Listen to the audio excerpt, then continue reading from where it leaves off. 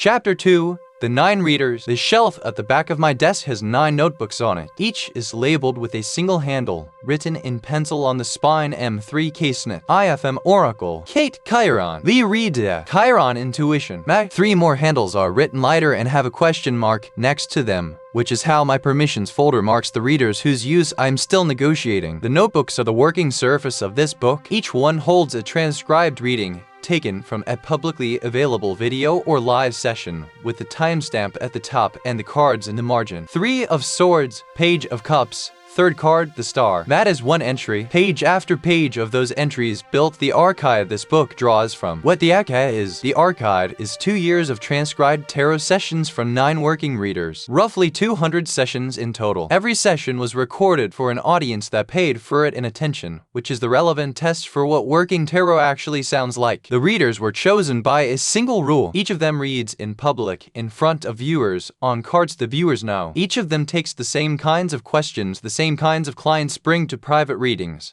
love, money, judgment, return. Each of them has a recognizable style, and that style holds across hundreds of polls. What the archive is for is the question this book exists to answer. When working readers handle the same combination on the same kind of question, what do they say? When they disagree, what do they disagree about? When they agree, what is the agreement made of? What the archive is not. A statistical sample. 9 readers is 9 readers. A statistical claim about American tarot reading would require a larger and randomly drawn pool. The archive is closer to fieldwork, closer to the kind of evidence Jessica Pelly assembles when she writes about the streaming ecosystem, or Khalifa Sane when he writes about genre. A small number of fluent practitioners observed at length under similar conditions. The convergences and splits the archive surfaces are field-observed patterns. The book treats them as patterns. The book does not treat them as measurements. That distinction matters because it sets the limit on what the book is allowed to claim. The book is allowed to say 8 readers in this archive read this poll the same way. The book is not allowed to say 8 in 9 readers everywhere read this poll the same way. The limit is also the strength. A statistical book about tarot would tell you what the average reader says, which is the least interesting thing tarot has to offer. A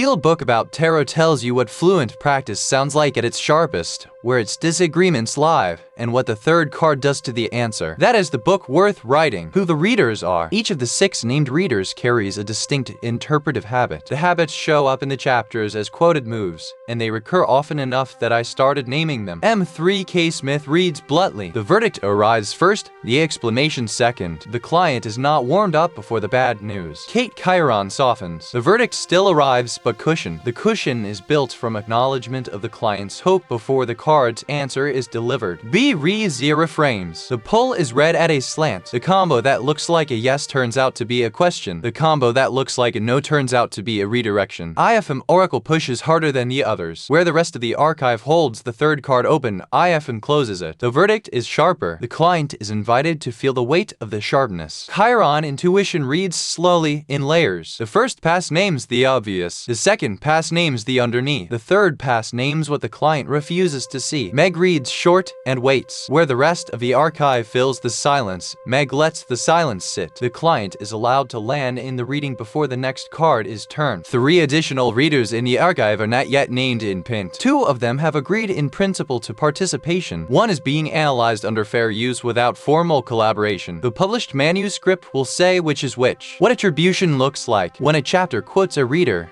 the quote is attributed by handle M3 CaseSmith said this. Kate Chiron said this. The attribution is the discipline this book holds itself to, and the discipline that separates the book from the long line of tarot writing in which an anonymous the cards say carries the argument. When a chapter cites a convergence, the convergence is anchored by a count. 5 readers in this archive read this poll the same way. When a chapter cites a split, the split is anchored by named positions. M3 CaseSmith reads this poll as a verdict. Kate Chiron reads it as a delay. The reader picks. Reader handles in this book refer to publicly accessible creators. The analysis is content analysis under fair use, attributed by handle and reading style. Where a reader has been approached for collaboration on direct quotation, the manuscript notes the collaboration in the chapter's footer. What the third card does. Every chapter in this book closes the same way the archive closes its readings, with the third card. The first 2 cards build the verdict. The third card resolves the verdict. The book teaches the third card as a verb, not a noun. It does not act as another piece of information added to the pile. It acts on the pile. It bends the verdict or it confirms it, or it cancels it across the archive. The third card is the move readers spend the most time on. This chapter, the methodology chapter, has its own third card. The third card is what the archive forbids the book to claim. The archive lets the book name patterns. The archive forbids the book to name laws. Knowing which it's doing is the discipline the rest of the book runs on. What comes next? The next chapter opens the 7 situations clients actually bring. A frequency table runs across the top of the chapter, drawn from the archive itself. Which questions show up? How often? In which combinations? The chapters after that move into the first mechanics. Yes/no. Timing. Third card decides. The cards begin to talk.